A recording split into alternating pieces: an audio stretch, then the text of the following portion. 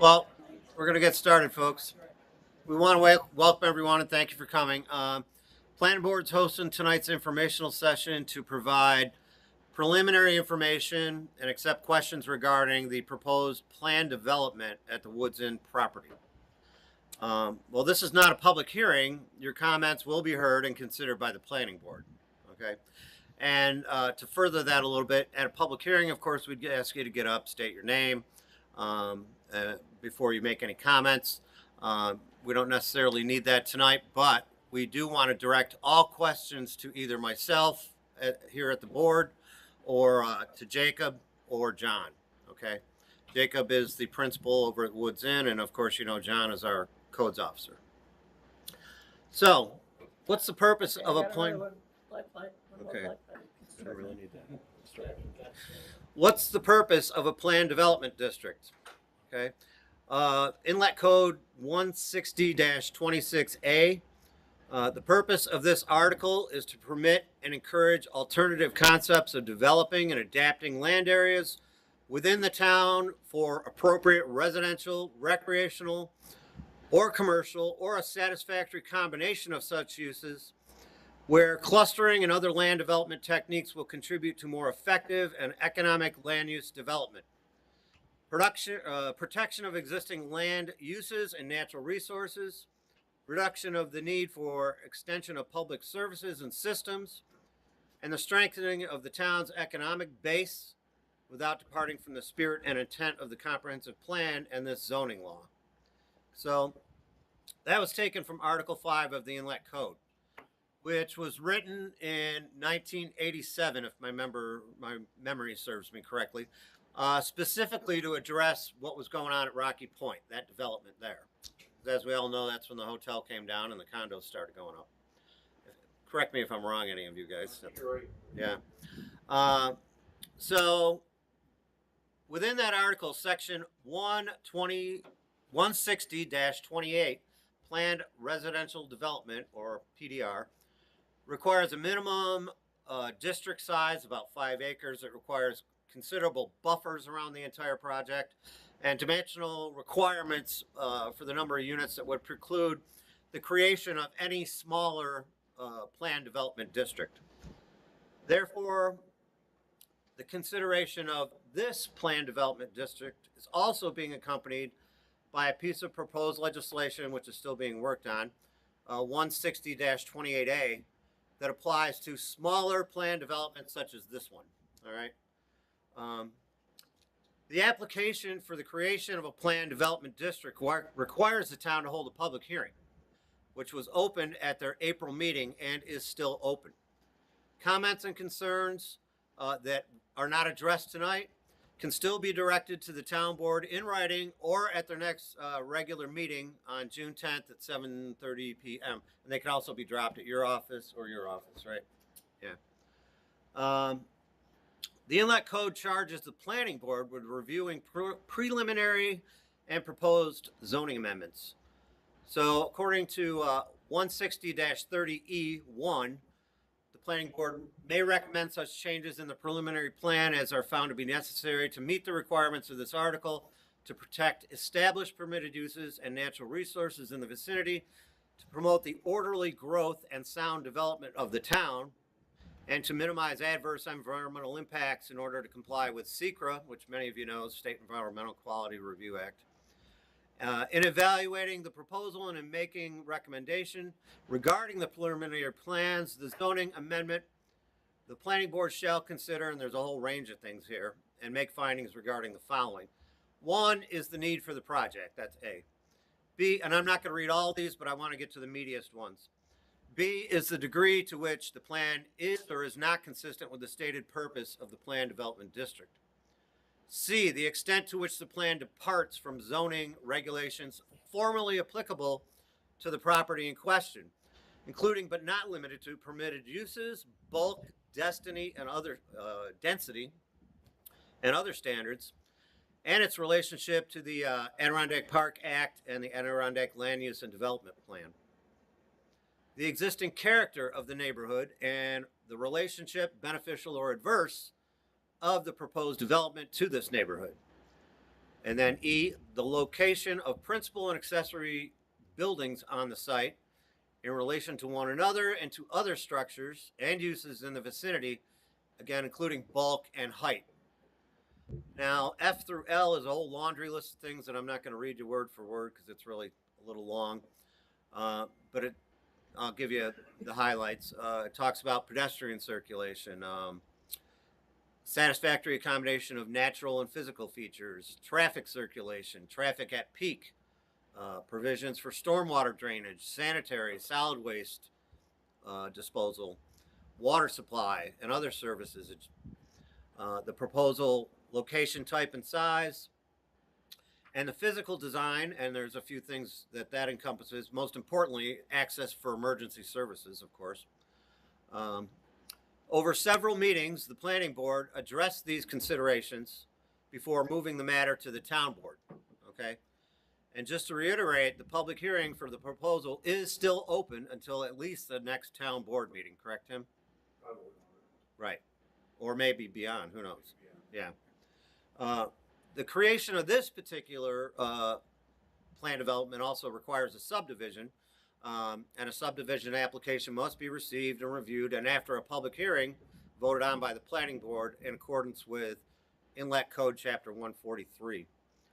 Finally, upon approval of a plan development district and subdivision, the final plan must be submitted for site plan review and approval by the planning board in accordance with Inlet Code 160-30G.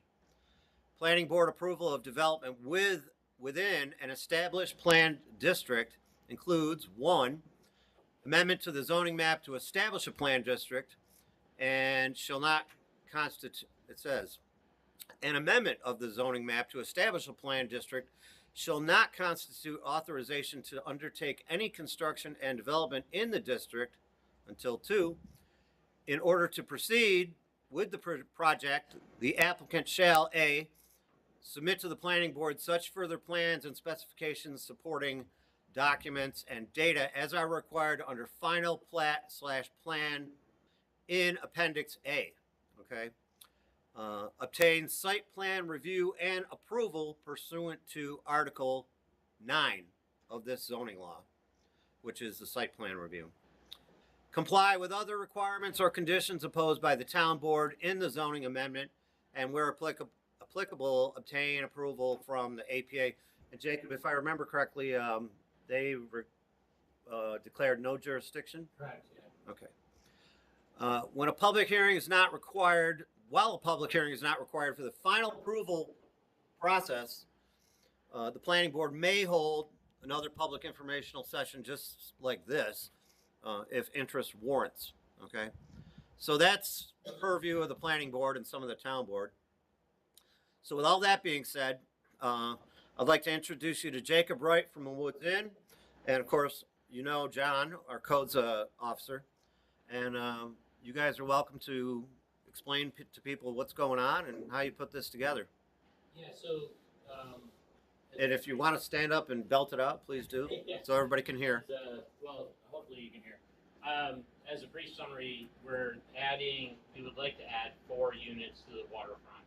Currently today, there's the cabin on the waterfront that was destroyed that we're going to demolish. There's a bathhouse there and also a clamping tent. So there's basically 3 units on the waterfront now. We'd like to remove those 3 units and put 4 higher-end units that are kind of upscale properties that we can sell to people and basically have a luxury property. So they would probably rent for over $1,000 a night, and they would be really high-end, nice houses, essentially for the property. And then in the back of I said the back, but in the back corner in the woods, we have 6 cabin properties that would be prefab construction. And if you've ever been to the woods, you know that there's no elevators, so there's not a lot of ground access like wheelchair accessible units. These will all be single-story 3 bedrooms, very tight bedrooms, but they'll be very accessible to people, and we'd like to rent those out. The in that area today, there's 2 glamping tents. There was glamping tents. They're not operating now, but the idea is those 2 glamping tents plus the bathhouse. There's basically 3 units there. Those go away and are replaced by 6 units. And then the existing carriage house, there's 6 units today. That will change to 4 units, so we'll reduce 2 units in that building, and we'll have 4 units there that we can sell. And the overall business plan, essentially the reason why we're doing this is we'd like to sell these units so there's no debt on the property. As probably all of you know, there's no full service hotels left in this area, and the only way to make those work is to not have debt. So our plan is if we can facilitate this, we can pay off the debt and have a long-term asset for the community instead of it turning into someone's private house or something that is not an asset to the people and the public, right? So, we're actually doing a big renovation in the upstairs area restaurant. We're building a new bar that's built out. We took out the wall between the restaurant and the lake, so you can see the lake now. It's gorgeous. It's awesome. So we're very excited to keep the hospitality aspect of the Woods Inn as part of the community and make it better. So the idea is a $1.5 to $2 million renovation over the next 2 or 3 years to make it really kind of the grand dame of the lake and keep the only full service hotel left in this area awesome, basically. So that's what we're doing. So at the end of the day, the executive summary, there's like 3 buildings on the water now. We want to remove those 3 and build 4. There's 6 units in the carriage house now. We want those that are only going to be 4, so that gets reduced by 2. The cabins in the back, there's 2 glamping tents and a bathhouse there that go away. So those 3 units get replaced by 6 units. So essentially, at the end of the day, we add about 4 units to the property. And then last thing I'll say is we've been to the I've been to the planning board since December. It's been even though the public hearing was officially open in April, it's always been public. So I've been here for 5 or 6 months, and everybody's and the whole time I've asked for feedback and what would be better for the plan and what the town would like to see and the board would like to see, and John can attest to this, but anything and everything that came up, I acquiesced to, and we made sure that we change things pretty much immediately within a couple of days of what people wanted to see from the feedback that we received. So we want to build something, we want to have something nice for the community, and we've always been open to feedback and making sure that we're doing things that the board wanted to see. We got some great feedback on parking. We increased the parking. So we came in for 3 months. We kind of talked through that, and so we increased the number of parking spots and everything like that. So tried to do everything basically, I would say, the right way, and make sure that we did things with the board that made sense to them. And then technically, I should say, Joe Garso, Northwoods Engineering, great company, great person, but all of the stormwater management, SWIP, APA, all of that has been done for many months now. And he's a consummate professional and has set up the site plan where it'll be really great. So that's my spiel. Anything from you, John? Nothing, you guys covered it. Yeah. All right, so we can take questions from the public if you have them, just one at a time. Tim? I have a question. The minute in front of you, there's 3 places on the Yeah. So, oh yeah, great.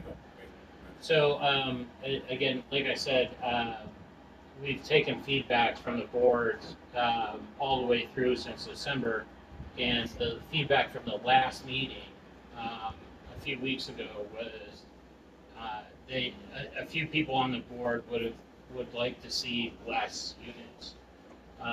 So what I did is talk to Joe Marso and created a plan here that has 3 instead of 4.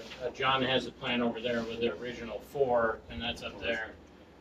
So the idea was we didn't want to get into a scenario where the application was denied over 2 units. It hurts financially, it hurts the ability for the hotel to achieve the improvements we want, but it would be worse to not get approved, obviously, and have the asset not work out. So I basically today we've got 2 versions, one with 10 units and one with 8. And then, as I mentioned, it's offset by we're losing 2 units in the carriage house and 3 glamping tents and 2 bathhouses that aren't used anymore. I don't know if any of you realize, but they were actually running like glamping tents, which is kind of a weird thing that we didn't want to. It might. Sorry, I shouldn't. It's weird to us. We didn't want to ruin that. You know? So we'd rather have the units.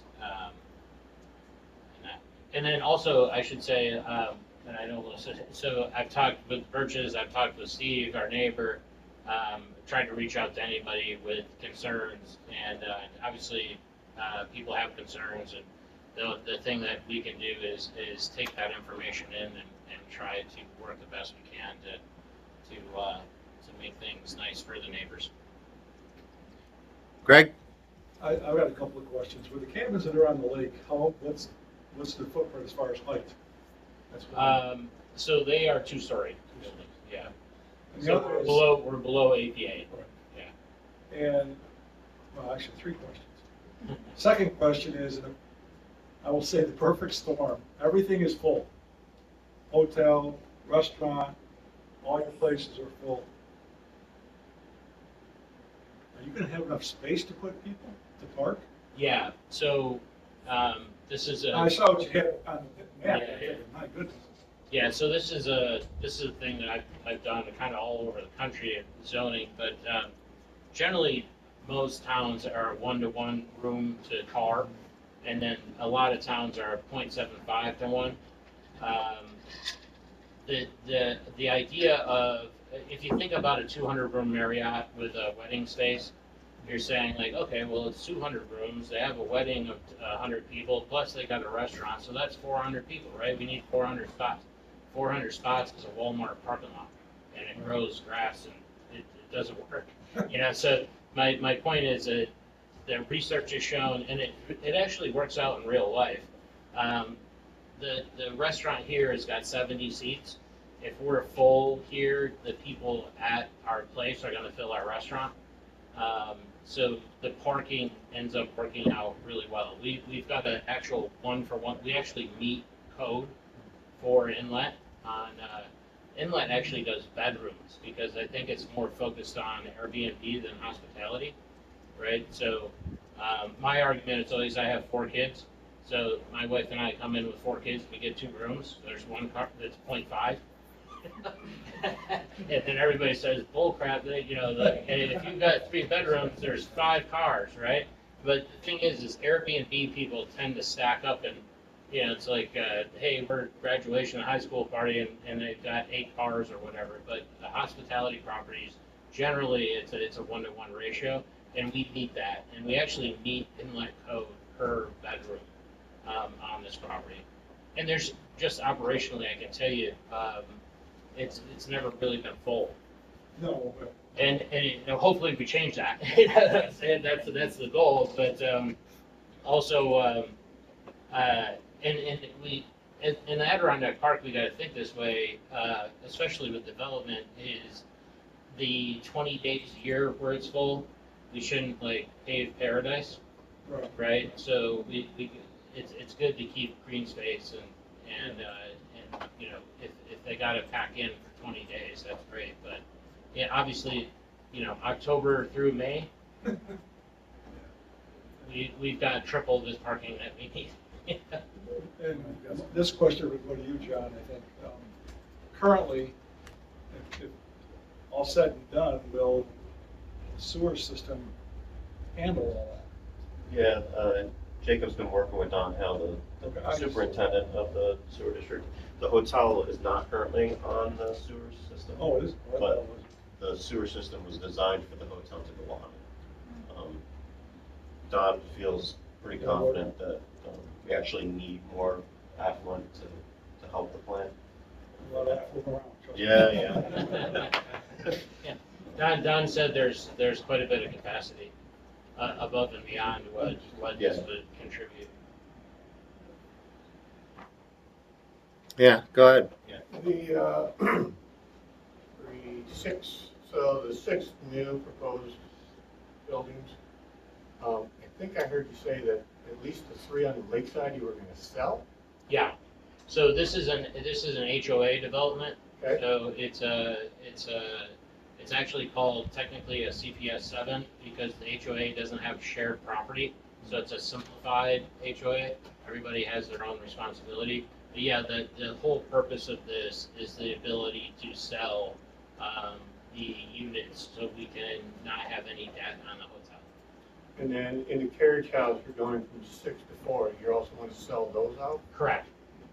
So, just circling back to the whole parking scenario in the Airbnb that you just got done saying, Yeah.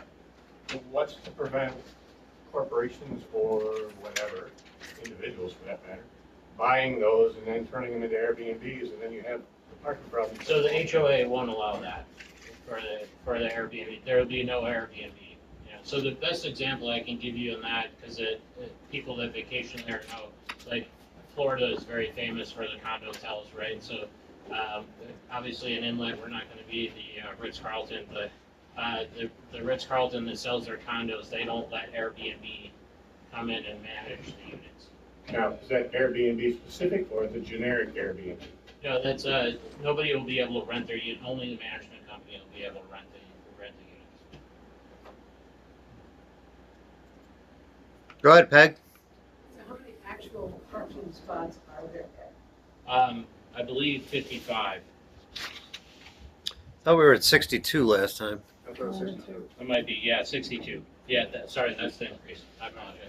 And you had an That was the overflow plan, am I right? Yeah, the lower left section of the map is open space. So when busy time comes, people can park there pretty easily. That would be long. Yes. So have you taken into consideration these houses that you sell, people coming with company? Is there enough parking spots? Yes. Yeah. 2 or 3 other cars to come? Yep. Per house? Yes. Go ahead. Consider trailers, boat trailers, snowmobile trailers. Yeah, we have those in December, but generally the occupancy isn't full, so it's always not been a problem. But Is that Jill over there? trailers that come in, they would have to park off-site in the busy months. Jill, did you have your hand up? Two questions. Simple one. Do you plan on hosting events again? Yes. Excellent. That just might bring up more questions for others around parking and capacity, but not me. My second question is more to the board or to John. We're updating code to account for this bill. What can you explain to me a little bit? What impact does that have to the rest of town? Does Well- that increase the capacity for HOA communities such as this? Does it decrease the lot size that we're right? What is it? What impact is it having to the code? To reiterate what I mentioned before, the current plan development part of the code was written specifically for Rocky Point. Right. And because of the land area there, Right. it has a minimum 5 acres. The calculation for the number of units per acre is something that, and the buffer spaces, those things were simply too much to even allow a smaller plan development. And so because, and correct me if I'm wrong, John, or anybody on the board, but because we may have the possibility of a smaller plan development, say at the front 9 of the golf course or somewhere else, we've been talking about updating this plan development code for what, at least a year now. Even before Jacob came to us, we've been mentioning that this needs to be updated. And so to have some control for this and any other smaller plan development, we need to have the proper code to deal with it. And I asked the question from a pro and a con. I'll say the con first is, was there discussion about any worry about the impact that would have to the town of Inlet and, right, the space we currently have and the greenery we currently have and the nature we currently have and the space between homes that we currently have? That's the con. The pro, does that allow for more housing opportunities in Inlet? Well, it certainly may, as long as they're not being short-term rentals, which is a whole nother subject that we could get into that's destroying this town. But, you know, the fact is with these cluster developments or a planned development, you know, smaller ones, you know, you can fit a little bit more in a smaller space. And, you know, it makes sense for a lot of reasons, you know. It's like a small subdivision, although this one's going to be an HOA, you know. And to your questions about, you know, green space and that type of thing, throughout the code, there are mentions of open space and green space and all these considerations. And in fact, there's even parts of the code that talk about if you're doing a planned development and it has enough room for play areas and such like that, you can even require these things. So every one of them, the final conclusion of this is every one of them, the plan development would have to be approved by both the town board for that district and then the planning board for the specifics of how it's going to go through. Yeah. Thank you. Yep. Before it even really gets to us, it has to get through the APA. Yeah. It has to pass through the APA and it has to work functionally. This works functionally because it will be on the sewer system. If you're trying to do this regular standard septic systems, it just wouldn't work. No. No way. No. Exactly. Jewel? What about water systems? Okay. Each unit's gonna have an individual well or? Julie's next, but That's okay, go ahead. would you like to explain your water supply? Yeah, so the aquifer, we have a standard well. We've done tests on it. There's a huge water plant and downstairs behind the bar in the hotel. You'd probably all be surprised if you're having a beer if you go behind that stone wall, the amount of water in that place. But from all the studies that we've done, we feel like the aquifer has more than enough water for the additional, you know, as mentioned, 2 to 4 units because the other ones used to use the water anyway, the 2 bathhouses and everything like that. So it seems like there's enough water. And I'm not a geologist, but from my understanding, the lake kind of feeds the aquifer. Jewel? Yeah, I have a couple of questions. Am I understanding this graphic correctly, or are those all single parking spots that are? Yes. Okay, so I was counting them. I feel like I'm missing some because I don't see 60 some odd, but all right. How many rooms does the hotel have plus the carriage house right now? 21 in the hotel, Okay. and the carriage house has 6. Okay, so how many, when you're done, if your place was full, but every single person only brought 1 car, how many spots would that take up? That would take about 30. And you're gonna have 60 some odd, you said? Right. Wait a minute. Weren't we talking about parking spots per bedroom? No, I'm saying per not per bed, per unit. That's what I'm saying. Not per Gotcha, yeah. So, all right, and that's not counting for the hotel. So you're saying that you are open to possibly building another lot down at that bottom? Because otherwise what's gonna happen is, as I'm sure everybody realizes, some of these people, they're gonna go park in Arrowhead Park. And then when there's overflow, when they don't have anywhere else to go, which is going to, because say my guests, I would say at least half of my guests bring two vehicles per cottage. So, you know, if I have 12, so I have 18 on average, I would say, throughout every week. They're gonna go park in Arrowhead Park, which is gonna leave less parking for people trying to visit the town, so, Well, if it's the 2-car scenario, we'd have enough, but we wouldn't have enough for the restaurant. And then usually the answer to that is if someone drives in and all the parking is full, they'll drive out and go to Tony Harper's or Screaming Eagle. gotcha, And God bless those people. gotcha. So we don't mind being full, but we, you know, if they can't get in, then they go to our neighbors, which is awesome. Gotcha. So these individual buildings are gonna be for sale, so you said they're gonna be, what are you estimating that these buildings are gonna sell for? And, so go ahead. On the lake, 1.5 to 1.8 million, in the back, 600 grand. All right, so maybe, I guess, that, I've watched our property's assessment go up about $400,000 in the last few years without us doing anything to our property.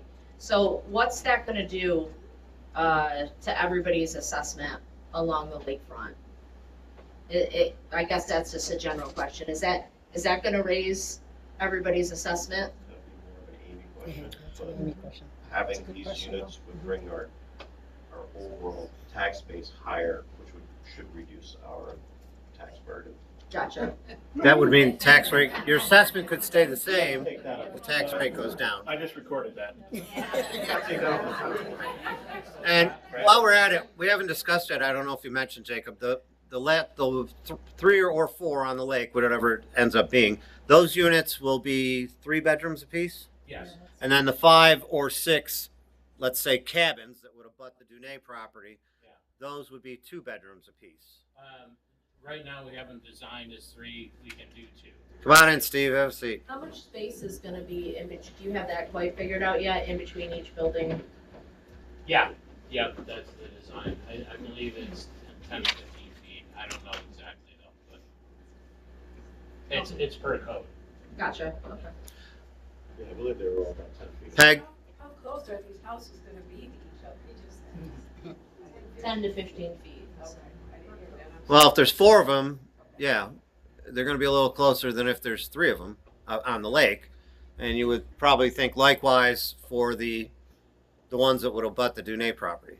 Yeah, design wise, obviously we could come with a plan where it's kind of like a Rocky Point where we stack 4 of them together and then we get more units.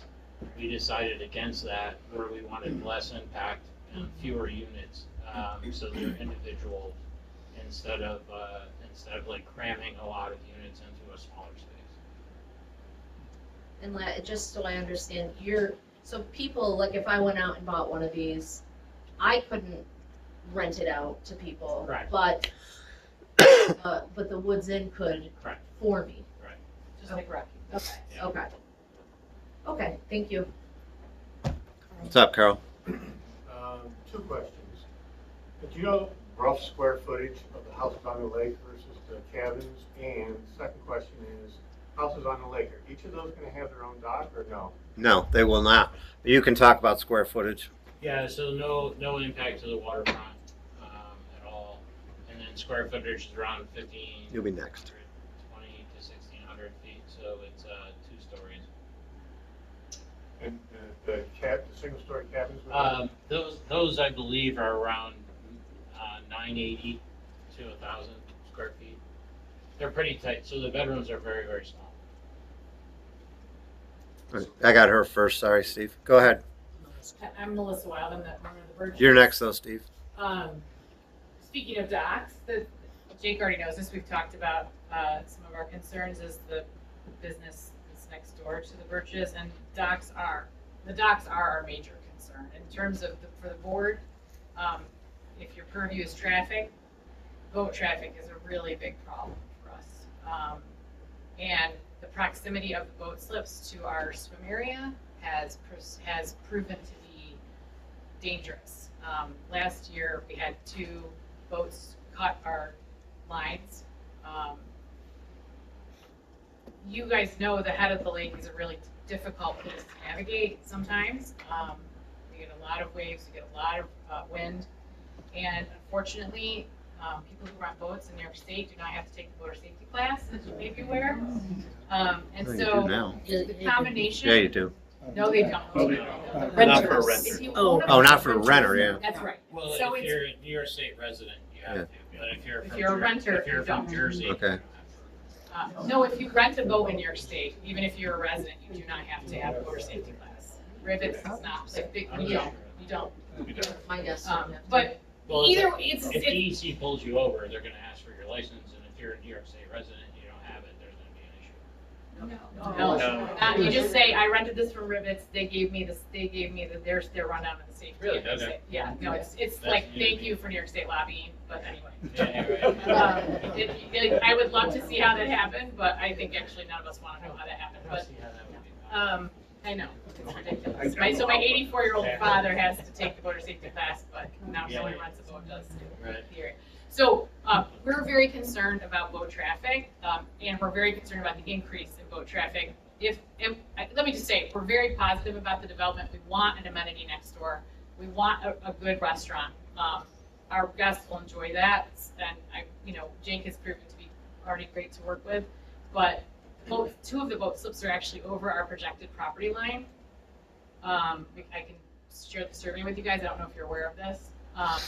And all four of them are breach New York State guidelines in terms of the recommendations for New York State. And so we would love to see something happen in relationship to that put the boat traffic so that they're not encroaching on our waterfront as they currently are. And it is a safety issue. And that's when a restaurant has not been running at capacity without owners who are buying $2 million properties, who I imagine will want boats. And so that's our most serious concern. And if traffic is under your purview, I hope you will take that into account. John or Jacob, do either of you have a response? So Benji's not putting in the finger that's closest to their beach. The other ones we plan to put in. I'm not educated enough on New York, whether my understanding is that it's been there for decades. And the boat part of the equation is a pretty nice part of the asset. Well, any local can correct me if I'm wrong, but the dock has not been there for decades. And the fingers were an afterward add-on. The dock that you know today hasn't been there, but the other dock was there. That was a historical cribbing that was out there in the water, yes. The slips. Okay, Steve, I know you had a question. We have black and white pictures. Yeah, we have a lot of pictures of, there's a boathouse on our property we're gonna use to get. So, I mean, there's an easy solution. The boat dock can just go on the other side of the property and you could have a lot more, and that also gets to the issue of parking. I do think people want to be able to boat to the restaurant. Yeah. And I do think if you could have slips reserved for boats for Yeah. more patrons, it would be a win-win for It'd be nice on everybody. the inside. And too, I because also of think that the people wave. wanting to buy the condos will want access to the boat dock. So that is our number one suggestion. Go ahead. Okay, so the first is just a response. I know you said it'll have no impact on the waterfront. I didn't No, I didn't say that. When I'm saying you, I think it'll have an environmental impact. I think anytime you put something down and water can't run in, you get more runoff. Then there's more stuff running into the fourth lake. But that's not why I'm here to talk, so that's EPA, and the EPA can talk about that. So my name's Steve Dunkel. I'm here on behalf of the Dunay family. Julie Dunay is my wife.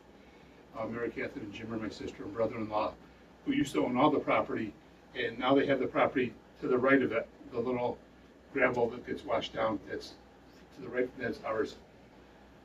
I know you call these houses and cabins, geez, it looks an awful lot like a trailer from the top, and you can call it anything you want.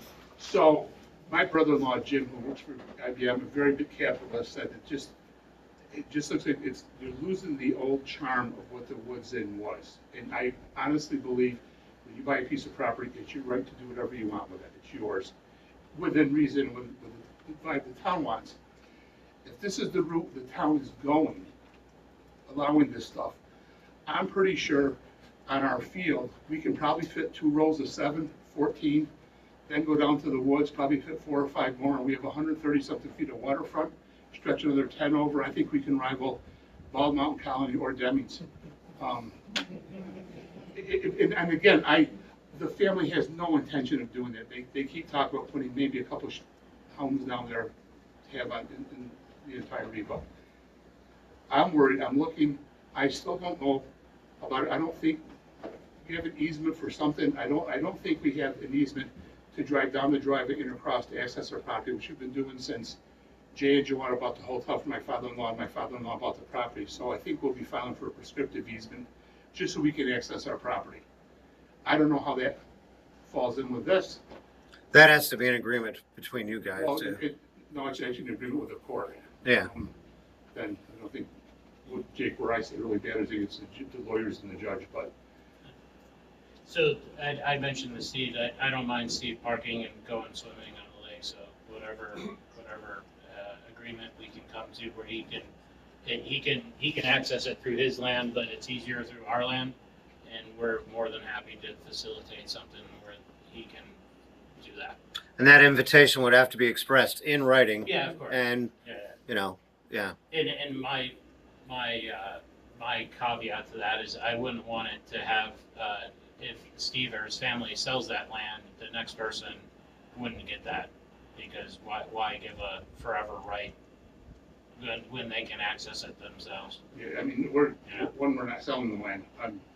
I'm certainly not, because they say it's not mine to sell. I know there is an easement down the driveway to access the barn property, yours, eventually. Don't say anything like shit. All right, and maybe, I'm still trying to win lotto. But we can access the field through that, but you're right, we can make that our entrance in, we can close it off to everybody, because then, then we'll be using it, and I don't know what that means for the town. But We do have an accepted purchase offer on the barn property. then we can drive down through. But again, so it looks like things are gonna be changing. I want them to change better for the town, not just for the Denays or Jacob or Melissa and Steve. It's gotta be, it has to benefit the town. I agree. That's why we're putting so much consideration into this. And we're hearing everything everybody's saying. No, I'm just looking at it thinking, geez, maybe development's the way to go, but I hope not. I mean, for us, not for you guys. Right. Peg? So these houses that are gonna be on the lake, is there a beach area there? No. Okay, so what's the process for somebody who spends $2 million on one of these homes to go and get a boat slip to put in there? I mean, what do they have to go through to do that? They would just have to rent it from the management company. Rent one of the ones that's on. It's same, So put the in their own, same, put in their own the dock. same. No, you can't, yeah. There's no access to the waterfront because APA does not allow that. So the 50-foot setback, it remains intact.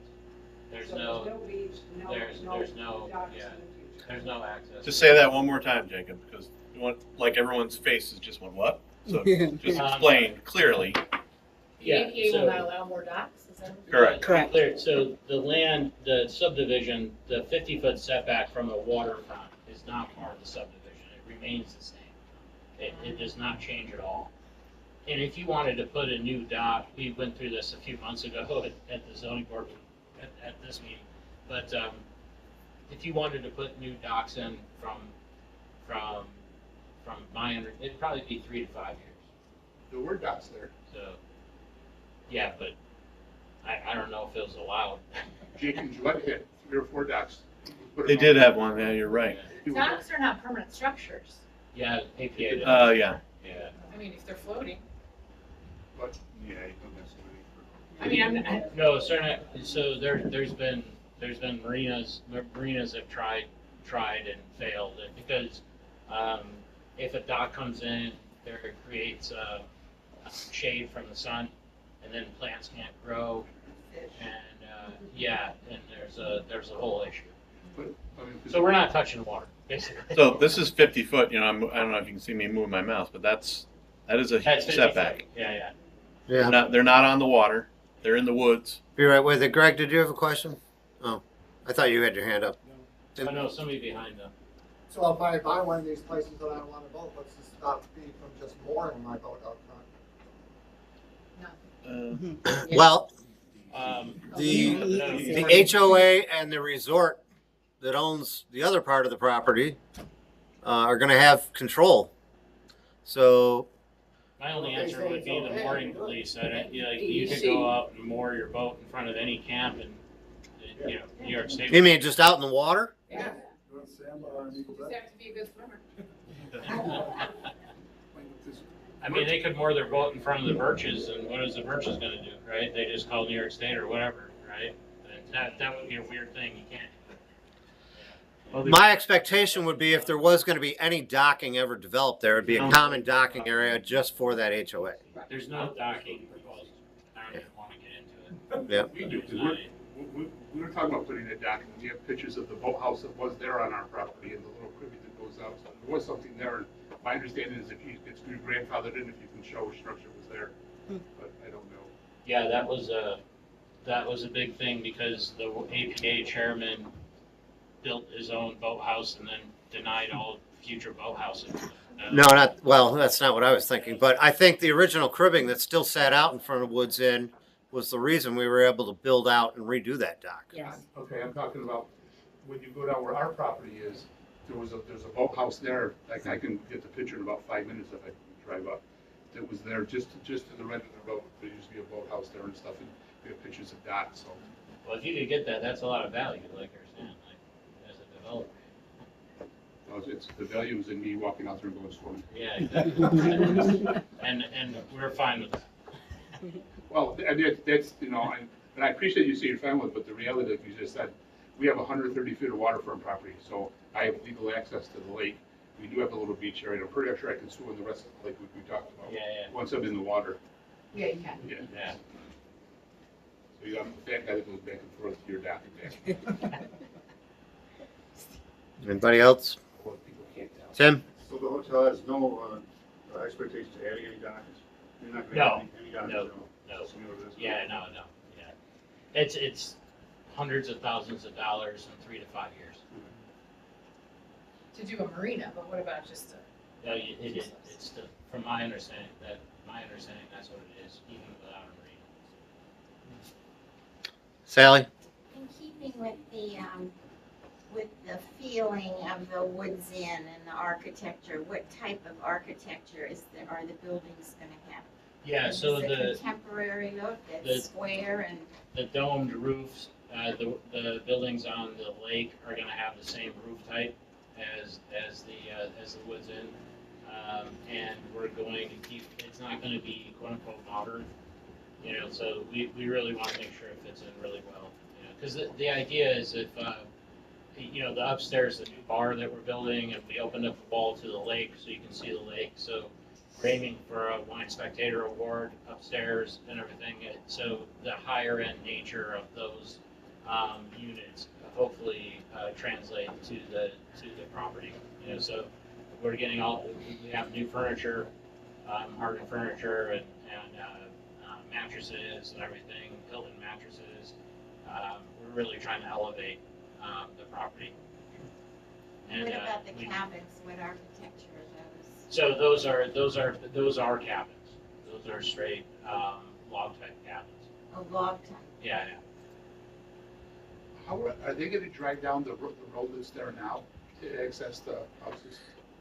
No, the parking's right in the front of it, so they're not going down on Connie's patch there. Connie is still out. Connie said this might be her last year, but she'll still have her space. They won't be bothering her with driving. And as you know, Steve, like that, when we were talking, that gravel driveway, I think is on your side, half of it. I'm not sure. Yeah, that's what you're saying, but so we're not like, the people aren't gonna access that, I just know that the surveyor that whoever hired put a piece of surveyor tape in the apple tree diagonally across the field, and that field does not get cut in half. It's I don't know how they did that. Oh, we had a real winner of surveyors.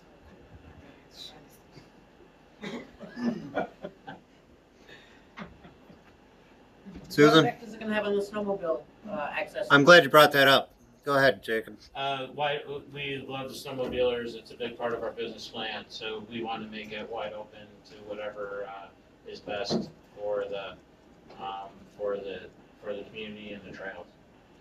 So we But during have, construction, What's that? during construction?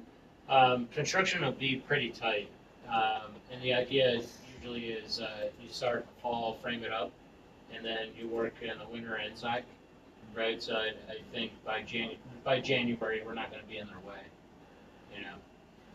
And then we talked about this. Like I said, I've been here since December, but every month. But I don't really know the full legal. Everybody sharing lots and everything, but we're great with whatever how it works. Because I think didn't they build a ramp to your property? yeah, we just opened up snowmobile access through the woods and through our property to the town this year. A back ramp instead of going out front. Yeah. Yeah. And we're fine keeping that open. That was great, thank you. But we did talk to Jake already about a more substantial fence. Yeah. Because we have people climbing the fence and walking through our property Yeah. all the time, especially during peak season, and a woman fell and broke her leg. A Woods Inn guest fell and broke her leg on our property, which like we're not covered insurance-wise if that happens necessarily, so we want to avoid having that happen. So we're gonna have to do something where it can be removed or opened for the winter in order to make that. On that ramp. Yeah. And I understand you want snowmobiles coming up your ramp to go, and the sign was always there, but if we could put it in, just that orange plastic fence or whatever they put up, just so they don't go over on our property. Right. And I know what everyone says, right, but even when the town had that big canoe thing out there, I was denied access to my field and to my property on the water. I was told, no, you can't park there because close up the field, we're all up there. I said, I'm sorry, but this is mine. I can live there, and all their stuff was there, so. It seems because we don't visit a lot. People sit at the picnic table, people are over there from the whole. Yeah, and I talked to Steve about we're gonna put up signage, private property and everything, right? 'Cause That's definitely got to be a part of the plan. Yeah. When you walk down the gravel, if you rent a boat from Connie, to the right, it's got that nice picnic table, like in a premium, so people want to go sit there. So we gotta put private property signs on that. I don't think like Julie cares if people are sitting there and we're not there. It's just. But we gotta do signage. Very good. Anybody else? All right, well, planning board regular meeting is going to start in 5 minutes. You're welcome to stay and absorb as much of that torture as you like. Or go. Keep in mind, town board meeting still has the public hearing open for the proposed plan development district. Okay, so at that point, any comments you may have or that pop into your head after today or after this meeting tonight, you're welcome to give those to the town board, to Bonnie, to Adele. I would do it at least before the next town board meeting. We appreciate all of you coming here. If you don't have any more questions, then okay, go ahead. Sorry, just one last thought. And again, I'm sorry, it's back to parking. Are you gonna put up lighting in the parking area? We haven't designed that, to be honest. So the answer would be no. Okay. Right now, we haven't put a design on that. It was like a like to find a better word, but it was like a weird red, green, blue carnival type uplighting, and we want to stop all that, but we don't have a plan where we actually put in like post lights or anything. I would suggest that you keep the lighting down. You like the night sky? Yeah. I hate going down South Shore Road and looking at a string of lights going down the lake. Yeah, I agree. So whatever you do, it needs to be down low, on the ground. On that note, if you could make the lights a little bit less bright on the dock. Right, okay. They're like, Well, and when it comes to lighting around the parking area and these proposed cabins and buildings, there needs to be some amount of lighting to keep pedestrians safe when they travel from the hotel to their cabin or whatever. So, of course, it all has to be downcast per code. Doesn't have to be hugely bright, but it needs to be sufficient that people aren't all tripping over things, you know? Is the parking to be paid? No. It's a good thing. Yeah. Any other questions before we wrap up? I want to say thanks to everybody. We've had feedback for 5 months now, and as I mentioned, the changes suggested, we've accepted all of them because they were good, thoughtful changes. You know, so appreciate your time and